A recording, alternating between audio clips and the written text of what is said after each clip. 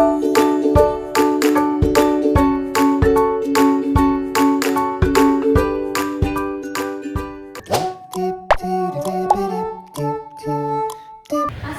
warahmatullahi wabarakatuh.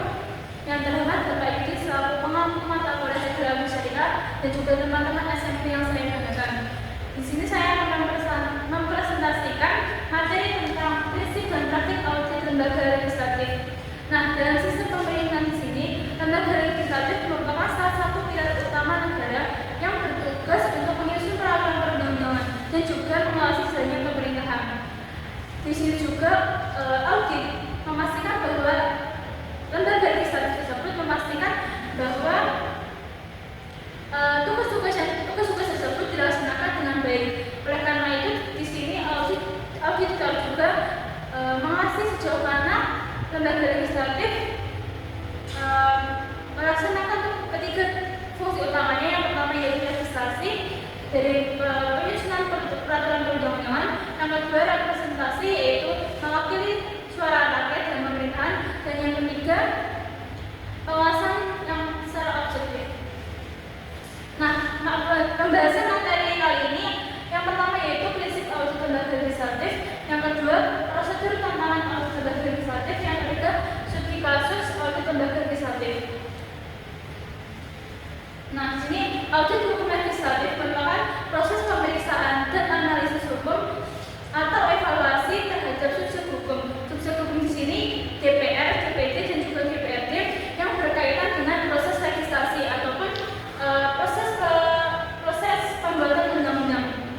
Nah, di sini bertujuan untuk apa? Memastikan bahwa proses legislasi tersebut berjalan sesuai hukum dan juga konstitusi, berjalan sesuai prosedur hukum, di mana serta untuk mengidentifikasi potensi resiko dan juga penyimpangan hukum. Mengidentifikasi potensi resiko di sini merupakan apakah nantinya undang-undang yang akan disahkan itu melanggar hak-hak rakyat atau tidak. Contohnya rancangan undang-undang yang membahas tentang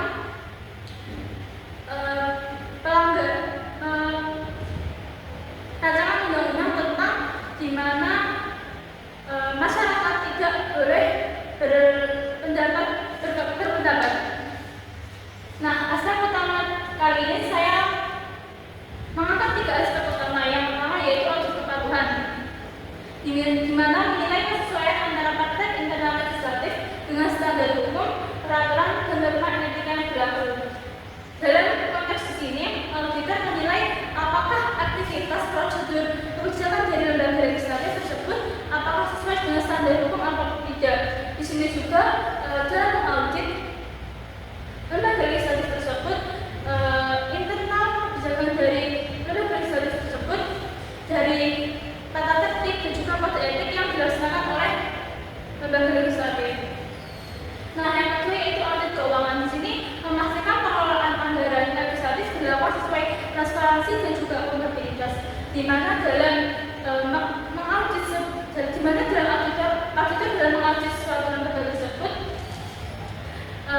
pengelolaan tersebut dalam publik apakah dilakukan dengan secara terbuka atau tidak.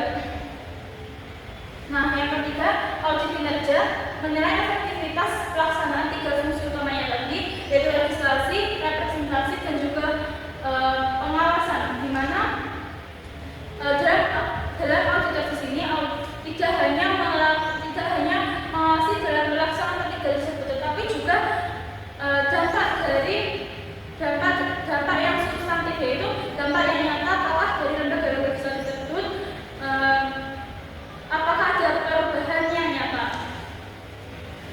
Nah, kali ini prinsip audit lembaga legislatif sendiri, yang pertama yaitu independensi.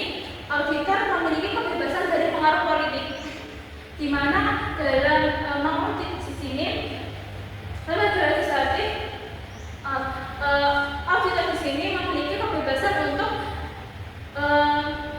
mengaudit lembaga legislatif tersebut dari pengaruh partai politik tersebut ataupun lembaga legislatif tersebut, agar nantinya hasil audit tersebut akan mencerminkan dari hasil yang sesungguhnya. Yang kedua yaitu akuntabilitas. Audit dengan tujuan memastikan bahwa pemerintah bertanggung jawab atas penggunaan anggaran dan juga kinerja program pemerintah. Nah, dalam konteks di sini, auditor dalam mengaudit tersebut memastikan bahwa lembaga legislatif tersebut bertanggung jawab atas kinerja dan juga anggaran yang dihasilkan oleh lembaga legislatif tersebut. Apakah ada pemborosan ataupun korupsi dari lembaga legislatif tersebut. Yang ketiga yaitu transparansi. Hasil dari audit tersebut harus transparan kepada lembaga legislatif dan juga publik, di mana hasil dari audit tersebut harus bersifat transparan, jadi harus bersifat terbuka kepada lembaga legislatif tersebut, di mana nantinya akan membuat untuk kinerja dari lembaga legislatif tersebut, agar nantinya kedepannya bisa membawa perubahan dari lembaga legislatif tersebut dan juga transparan kepada publik, agar nantinya publik juga mengetahui informasi ataupun anggaran dari lembaga legislatif tersebut. Nah, yang keempat yaitu objektivitas. Auditor bersikap jujur, tidak memihak serta bentuk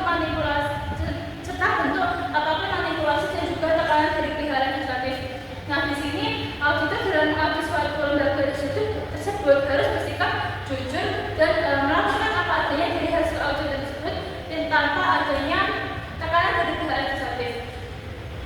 Next. Nah, selanjutnya yaitu prosedur audit lembaga legislatif. Nah, yang pertama yaitu perencanaan audit.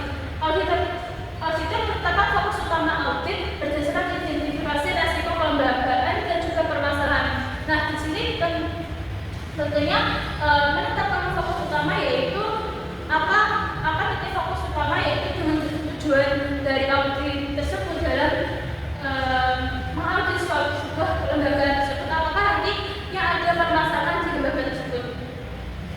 Yang kedua yaitu pengumpulan data informasi audit.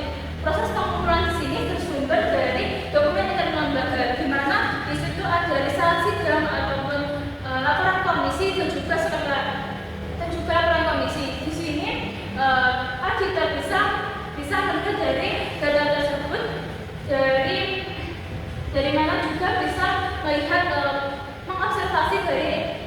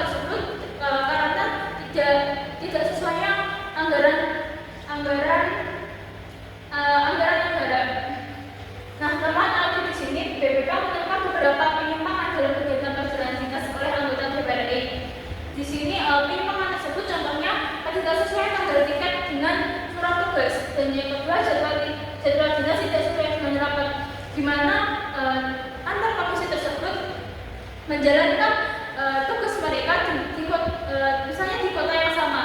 Dari contohnya komisi A menjalankan tugas ke Surabaya untuk tujuan 1, dan juga komisi B menjalankan tugas ke Surabaya dengan tujuan 1 juga. Di sini terdapat adanya pemborosan dan juga duplikasi antar komisi, di mana nantinya apakah kita juga harus menilai di mana nantinya kedua komisi tersebut apakah salah satunya bisa berangkat salah satunya untuk tujuan tersebut. Nah, rekomendasi di sini yang pertama yaitu pengendalian melalui sistem approval elektronik, di mana pengendalian tersebut melalui digital, yaitu dalam mengajukan surat dinas, dan juga surat tugas tersebut harus sesuai, harus transparan dan juga terekam agar nantinya tidak seenaknya dalam melakukan jadwal ataupun tugas dinas tersebut. Nah, yang kedua yaitu evaluasi kebutuhan perjalanan secara objektif, di mana kebutuhan tersebut apakah dari kedua komisi tadi apakah nantinya bisa berangkat salah satu, dan juga melihat apakah ada urgensinya, dan juga apakah nantinya hasil kunjungan tersebut apakah nanti digunakan, dan di mana kedua komisi tersebut apakah bisa salah satu saja yang ikut pergi untuk melakukan perjalanan dinas, dan nantinya akan informasi tersebut, semisal ya komisi A berangkat untuk perjalanan dinas, komisi A tersebut bisa memberikan informasi kepada komisi B untuk menyampaikan informasi tersebut. Mungkin cukup sekian presentasi dari saya, kurang lebihnya saya